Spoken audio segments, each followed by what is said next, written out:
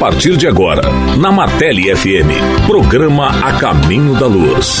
Uma realização do Grupo Espírita Meimei. Programa A Caminho da Luz. Apresentação: Ailton Moraes. Bom dia, amigos ouvintes. Bom dia, Wilton. Bom dia, Ailton. Bom dia a todos. E começamos mais um programa A Caminho da Luz do Grupo Espírita Meimei. E lembrando das novidades do programa, estamos com nossa página no Instagram. O endereço é @programa Caminho da Luz. Vocês podem também nos encontrar pelo YouTube, basta procurarem pelo nosso canal. E temos também nosso telefone de WhatsApp para envio de perguntas. O telefone é 31 98 344 7898. Repetindo, 31 98 344 7898. Estudando o Espiritismo.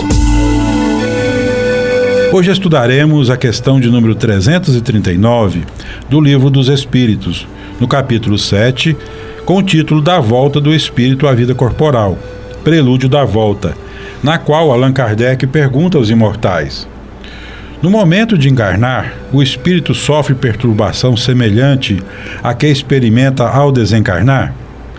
E a espiritualidade superior responde: muito maior e, sobretudo, mais longa.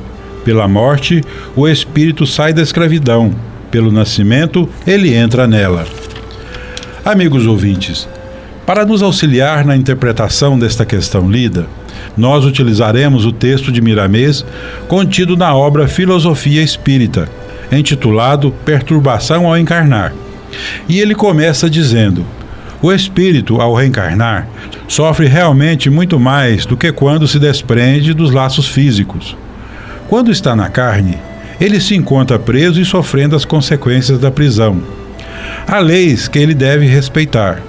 O corpo é uma verdadeira prisão. No entanto, Jesus veio ao mundo nos ensinar a todos como vivermos felizes, mesmo tomados e envolvidos nos fluidos do complexo fisiológico.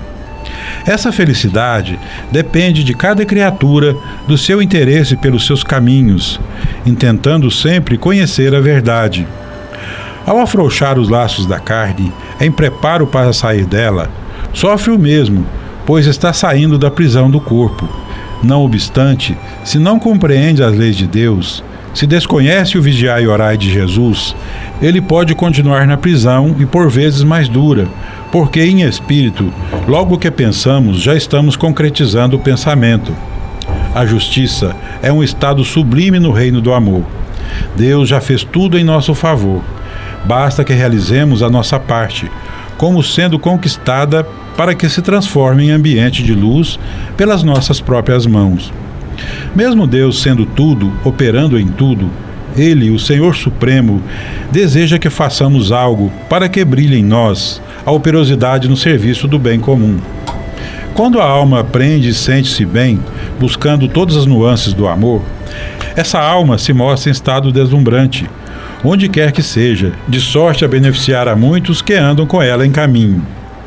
E continuando ainda a reflexão de Miramês, o espírito mediano, ao passar pela porta estreita da reencarnação, sofre muito mais do que ao desencarnar. Quando ele chega à carne, fica em estado de esquecimento, sofrendo as intempéries conjugadas ao espaço em que milita, enfrentando as heranças de todas as sortes e as influências de todos os caminhos que se encontra percorrendo. Devemos meditar nos primeiros seguidores de Jesus. Eles se encontravam presos à carne e se libertaram, mesmo dentro dela. Eles entravam nos circos romanos de opressões e de morte, cantando com alegria por terem sido chamados e escolhidos para se entregarem às feras em nome daquele que é a vida. Centenas, milhares de espíritos de escol, no mundo maior, pediam a Deus para voltarem à carne e ajudarem ao Mestre dos Mestres a dar testemunhos sobre as verdades anunciadas, e o Senhor o permitiu a muitos em toda a terra. Embora muitos não tivessem a oportunidade de verem pessoalmente o Senhor anunciando a verdade, eles estavam com o Cristo de Deus a vibrar no coração, pois para o espírito livre da ignorância, as distâncias não existem. Submetiam-se a toda ordem de sofrimentos, sem se torturarem intimamente. Ao contrário, Sentiam-se felizes na felicidade dos anjos.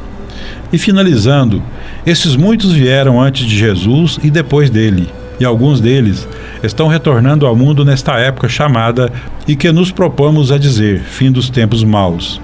O sofrimento do espírito na carne é mais longo, por trazer na sua consciência firmes compromissos de limpar o passado tortuoso. Se um espírito vem com algum programa para o bem coletivo, ele traz igualmente as marcas do Cristo no coração e nos caminhos, de modo a dar exemplos de serenidade para os que o observam e o acompanham. Em sua carta aos Filipenses, no capítulo 1, versículo 29, Paulo escreveu: porque vos foi concedida a graça de padecerdes por Cristo, e não somente de crede nele. Atentemos para estas palavras, a graça de padecermos por Cristo. Os sofrimentos de reencarnarmos e desencarnarmos é graça que recebemos, e todas as lutas que travamos na carne é graça dos céus em favor de nós mesmos. A luta pelo bem comum é, pois, o nosso ideal, para que possamos, no futuro, amar por amor. Ailton, então vamos comentar um pouquinho esse texto de Miramês e a pergunta e resposta do Livro dos Espíritos. É engraçado quando a gente interpreta essa leitura, que quando estamos na Terra e ignoramos, vamos dizer assim, o plano espiritual, a sensação que a maior parte torturante ou a maior parte de dor seria a morte. E quando a gente lê e estuda que encarnar muitas vezes é tão ou mais complexo do que desencarnar, a gente fica a entender, né, o porquê. Mas para a gente pensar um pouquinho, desencarnar e encarnar é como se, quando estamos encarnados, a gente está vestido com uma mochila, uma bagagem. Essa bagagem a gente pode colocar nela tudo aquilo que cultivamos em todas as nossas existências enquanto estivemos aqui no planeta Terra.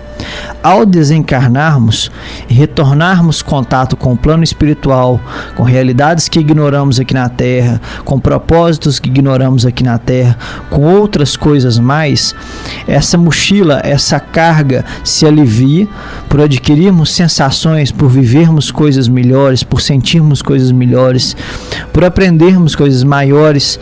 Então a gente vê que quando estamos no estágio de desencarnados, já fora do corpo físico, a gente sente muita dificuldade ao querer reencarnar.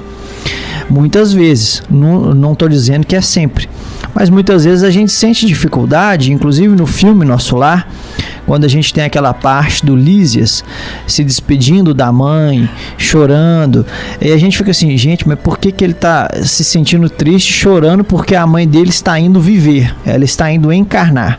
Porque a encarnação propriamente dita, ela não é brincadeira. Quando a gente vem para o planeta Terra, nós que somos passíveis de escorregarmos, de cometermos deslizes, e o que é natural também, não é nenhuma ação sobrenatural, escorregar, cometer deslizes, errar, como todo mundo erra, é comum, faz parte do processo de crescimento e desenvolvimento de qualquer pessoa, mas a gente vai vendo que o processo de encarnação ele é muito complexo. No livro Missionários da Luz, psicografado por Francisco Cândido Xavier, pelo Espírito André Luiz, tem narrações lá de procedimentos, de processos de reencarnação. É muito interessante estudar a obra. No Mundo Maior também tem situações de interpretações lá sobre o processo, o trabalho de reencarnação. Desde o momento onde ocorre a fecundação, do desenvolvimento do corpo da criança, a conexão do perispírito molécula a molécula, aquele corpo, aquele germe que está se desenvolvendo. Então o espírito ele passa por um processo muito minucioso ao encarnar, muito complexo.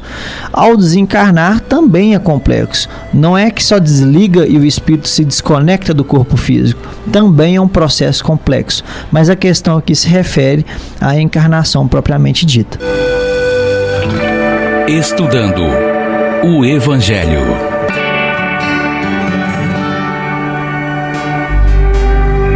Continuando o nosso estudo do Evangelho segundo o Espiritismo, agora no capítulo 8, com o título Bem-aventurados os puros de coração. nas instruções dos Espíritos, com o subtítulo Deixai vir a mim os pequeninos. Amigos ouvintes, e para nos auxiliar na interpretação do Evangelho, nós vamos utilizar o comentário de Leda de Almeida de Rezende Ebner, gentilmente cedido pelo Centro Espírita Batuíra de Ribeirão Preto.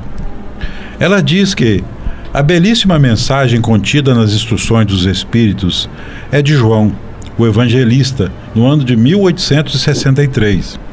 O primeiro impulso é simplesmente copiá-la para manter a sua beleza e a sua sublimidade. Mas como o texto é extenso, temos também um tempo específico e estamos estudando este livro, precisamos tecer comentários sobre ela. Vamos então fazê-lo. Inicia ele pelo título da mensagem, que é o apelo de Jesus aos seus discípulos, que queriam afastar as crianças por pensarem que elas incomodariam o mestre, que tinha que dizer a adultos, não a crianças, que não poderiam compreendê-lo. Explica então que esse apelo de Jesus não era dirigido somente às crianças, embora ele lhe conquistaria o coração das mulheres, que são todas mães. Dirigia-se também às almas que gravitam nos círculos inferiores, onde a desgraça desconhece a esperança. Jesus chamava a si a infância intelectual da criatura formada, os fracos, os escravos, os viciosos. Os sãos não precisam de médico, e sim os doentes. Não vim chamar os justos, e sim os pecadores. Está em Marcos, no capítulo 2, versículo 17. Vinde a mim, todos que estáis cansados e sobrecarregados, que eu vos aliviarei. Está em Mateus, no capítulo 11, no versículo 28. Queria Jesus que os homens aceitassem seus ensinos, se entregassem a ele com a confiança das crianças, e essa ideia transparece em muitas de suas frases registradas nos evangelhos. Assim, na sua maneira de ensinar, aproveitando as situações naturais, falando pouco, com muito significado, Jesus submetia as almas à sua eterna e misteriosa autoridade, que vinha da pureza do espírito, conquistada através dos tempos em outros mundos materiais, visto que ele já era puro, quando a terra ainda não existia. Ele foi a flama que espantou as trevas, o clarim matinal que tocou a alvorada, foi o iniciador do espiritismo, que deve, por sua vez, chamar a si não as crianças, mas os homens de boa vontade. A ação viril está iniciada. Não se trata mais de crer instintivamente e obedecer de maneira mecânica. É necessário que o homem siga a lei inteligente, que lhe revela a sua universalidade. O Espiritismo, conclamando a fé raciocinada, a que pode enfrentar a razão face a face em todas as épocas da humanidade, satisfaz plenamente as exigências da inteligência do homem atual, que quer crer apenas naquilo que compreende, desde que não tenha uma postura preconceituosa, de oposição sistemática e interessada, conforme escreveu Kardec, neste livro que estamos estudando, no capítulo 19, no item 7. Meus bem-amados, eis chegados os tempos em que os erros explicados se transformarão em verdades. Nós vos ensinaremos o verdadeiro sentido das parábolas. Nós vos mostraremos a correlação poderosa que liga o que foi ao que é. Realmente, os espíritos desencarnados que trouxeram a revelação espírita, codificada por Allan Kardec, continuam sob a égide de Jesus, ensinando-nos sempre mais, na medida do aprofundamento do nosso entendimento intelectual e moral. E quanto mais estudamos a Boa Nova, trazendo seus ensinos para nosso cotidiano, mais cresce em nós a gratidão e o amor ao Mestre Jesus, a Allan Kardec e a todos os espíritos que trabalham em benefício desta humanidade rebelde à lei do amor. Assim, João, o Evangelista, o apóstolo, que talvez mais tenha vivenciado o amor ao próximo, talvez uma vez mais, assim nos pareça por ter tido uma existência muito mais longa do que os demais, termina essa mensagem. Eu vos digo em verdade, a manifestação espírita se eleva no horizonte, e eis aqui o seu enviado, que vai resplandecer como o sol sobre o cume dos montes. O seu enviado pela manifestação espírita é o Espiritismo, que realmente resplandece na mente e no coração de quem o conhece, iluminando sua jornada evolutiva com seus esclarecimentos sobre os ensinos de Jesus, tornando-os cada vez mais atualizados, mais necessários e, consequentemente, mais possíveis de serem vividos pelos homens na Terra. E aí, Wilton? Então, Ailton, é um texto muito bonito de interpretação da lei, dessas passagens ditas por Jesus, né, e narrada pelos evangelistas. É muito interessante porque a humanidade, durante todo esse tempo, tinha uma visão de Jesus como um líder religioso. E ele não é isso. Jesus nunca foi o fundador de uma religião, assim como o Espiritismo nunca foi uma religião. Ele carrega em seu tríplice aspecto características religiosas por utilizarmos estudos dos religiosos do mundo, dentre outras características, mas nunca foi uma religião. E dizer que Jesus era um filósofo, não que um filósofo seria pouca coisa, mas seria diminuir a imensidão do ser humano e do espírito que portava aquele corpo.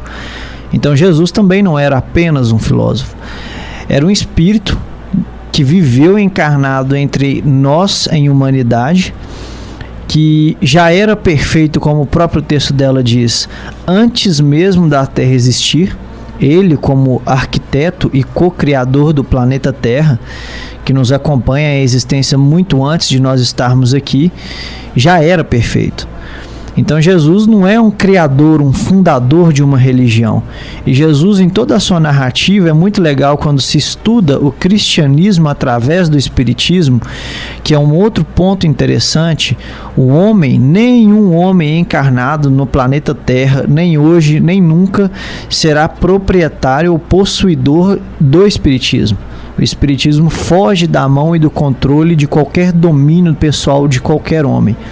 O Espiritismo, em sua grandeza, é enviada, sim, pelos espíritos, espíritos estes que trabalham, que cooperam com Jesus, e que o próprio Jesus é o líder dessa fonte, né, de interpretações. Ele foi tão inteligente que, quando viveu entre a humanidade, teceu uma série de ensinamentos através das parábolas, de momentos em que ele queria dizer para aquele instante, para quem estava ouvindo, momentos em que ele legou para 100, 200, 3 mil anos, momentos em que até hoje a gente está interpretando, e existem fontes imensas de interpretações que, por conta própria do homem, a gente não consegue entender. A gente precisava de auxílio de professores, que são esses espíritos que ditaram essas mensagens, para nos auxiliar na interpretação. Então, há muito que ser estudado da personalidade do Espírito e de quem era Jesus.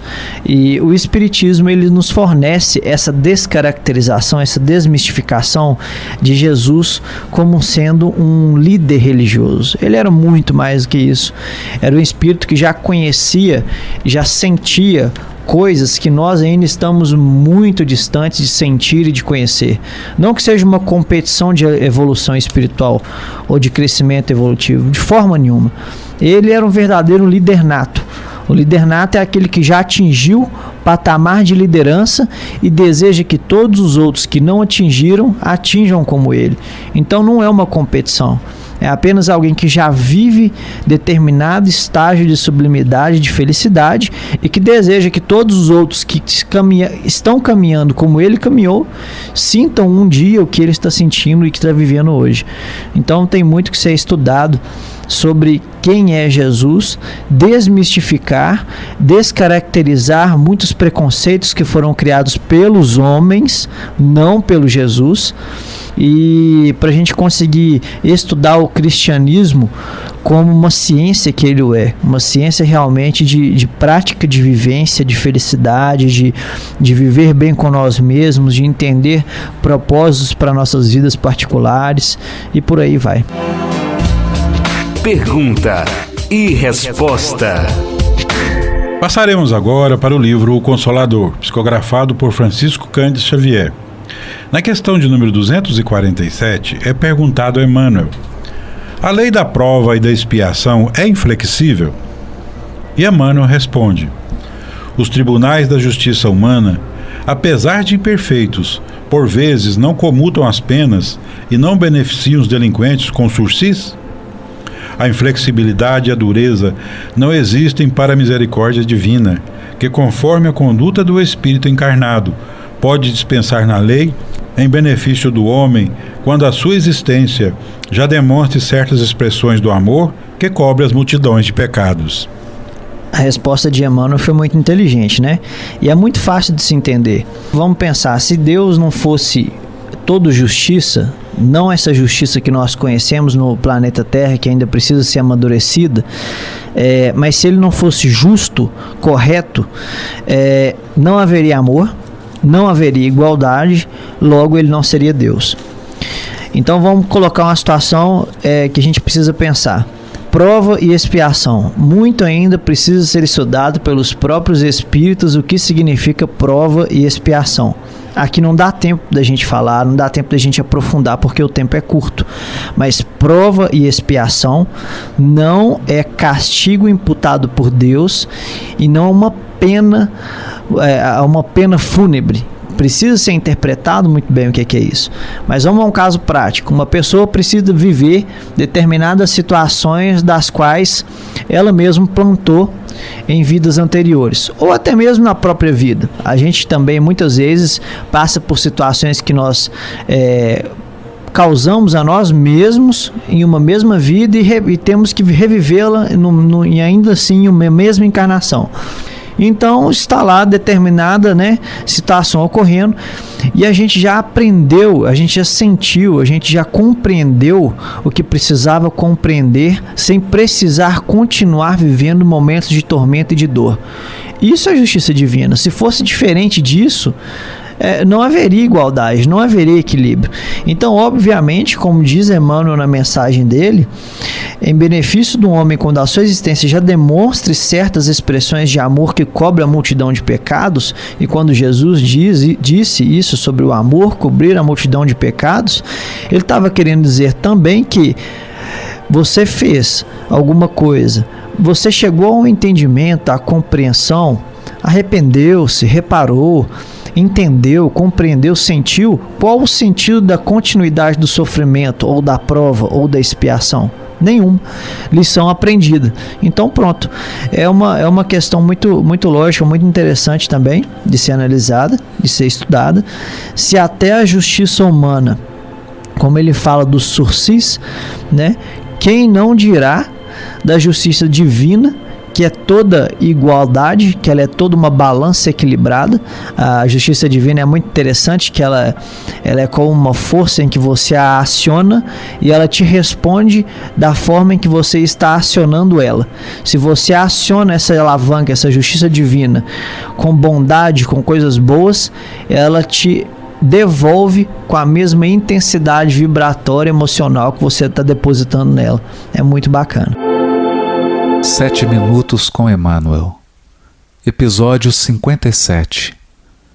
Carta de Tiago, capítulo 1, versículo 17. Comentário do livro Caminho, Verdade e Vida, capítulo 52, intitulado Em torno da humildade. Todo dom precioso e toda dádiva perfeita vem do alto e desce do Pai das luzes, no qual não há mudança nem sombra de variação. Tiago, capítulo 1, versículo 17. Comenta o benfeitor.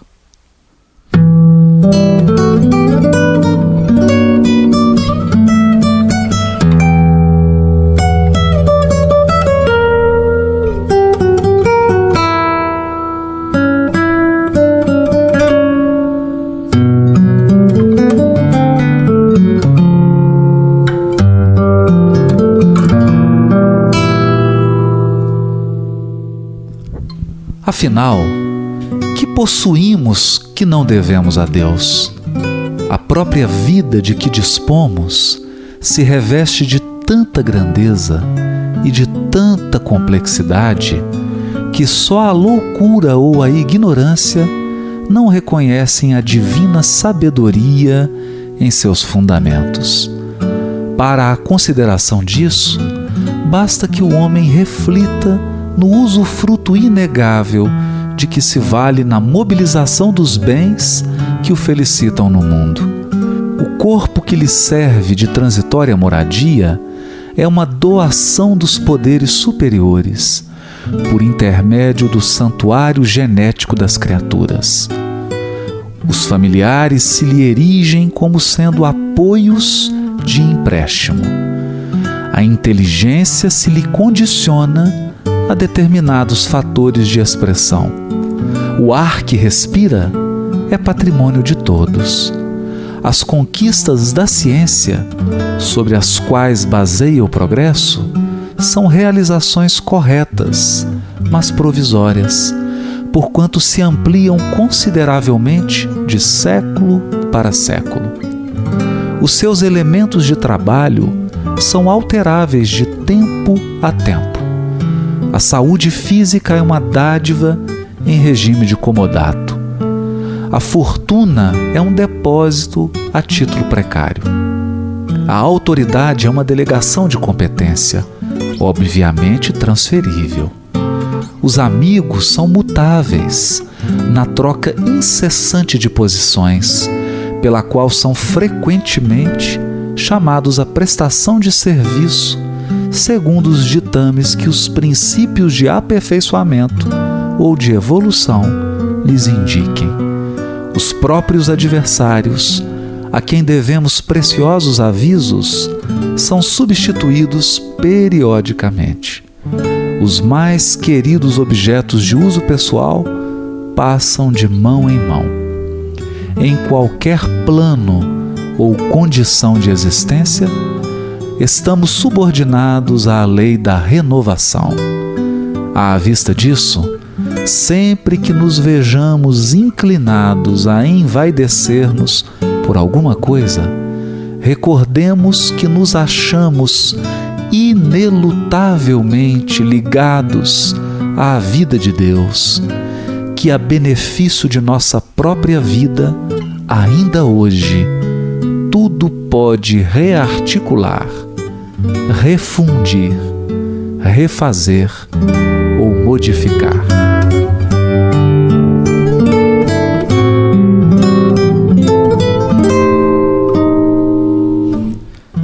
Voltando ao mesmo versículo do episódio 56, Emmanuel nos brinda com preciosa reflexão em torno da humildade, salientando a grandeza e a complexidade da vida como traços da sabedoria divina, cujo poder ilimitado erigiu a criação infinita nas bases da ordem, da harmonia, da beleza, do equilíbrio e da interdependência. A humildade, reconhecimento de nossa pequenez diante do universo, não é servidão. É, sobretudo, independência, liberdade interior, que nasce das profundezas do espírito, apoiando-lhe a permanente renovação para o bem. Sem o reflexo da humildade, atributo de Deus no reino do eu, a criatura sente-se proprietária exclusiva dos bens que a cercam, despreocupada da sua condição real de espírito em trânsito nos carreiros evolutivos e apropriando-se da existência em sentido particularista, converte a própria alma em cidadela de ilusão, dentro da qual se recusa ao contato com as realidades fundamentais da vida. Talvez por essa razão tenha o benfeitor enfatizado nossa qualidade de usufrutuários dos bens e dons de Deus, realçando que a vida, o corpo, a saúde, a fortuna, a autoridade, as conquistas, a família, os amigos e até mesmo nossos adversários são dádivas temporárias em nossa jornada, subordinados à lei de renovação que nos preside os destinos.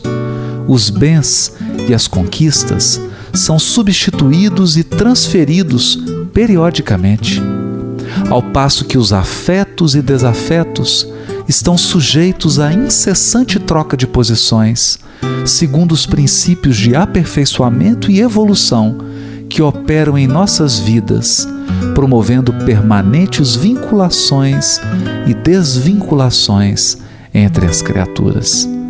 À vista disso, sempre que nos vejamos inclinados a envaidecer-nos por alguma coisa, recordemos que nos achamos inelutavelmente ligados à vida de Deus, que a benefício de nossa própria vida, ainda hoje, tudo pode rearticular, refundir, refazer ou modificar. A bondade celeste colocou a humildade por base de todo o equilíbrio da natureza. A humildade é o ingrediente indefinível e oculto, sem o qual o pão da vida amarga invariavelmente na boca. Amigos ouvintes, o tema do nosso programa será no Livro dos Espíritos, na questão de número 340. O Evangelho segundo o Espiritismo, ainda no capítulo 8, Bem-aventurados puros de coração. No livro Consolador, será a questão de número 248. Nós agradecemos mais uma vez a nosso Pai Celestial, aos ouvintes, e desejamos a todos um bom dia e um ótimo fim de semana. E até semana que vem. Tchau para vocês. Tchau, Wilton. Até logo, Ailton. Um bom dia a todos, um bom descanso. Você ouviu Programa A Caminho da Luz, uma realização do Grupo Espírita Meimei.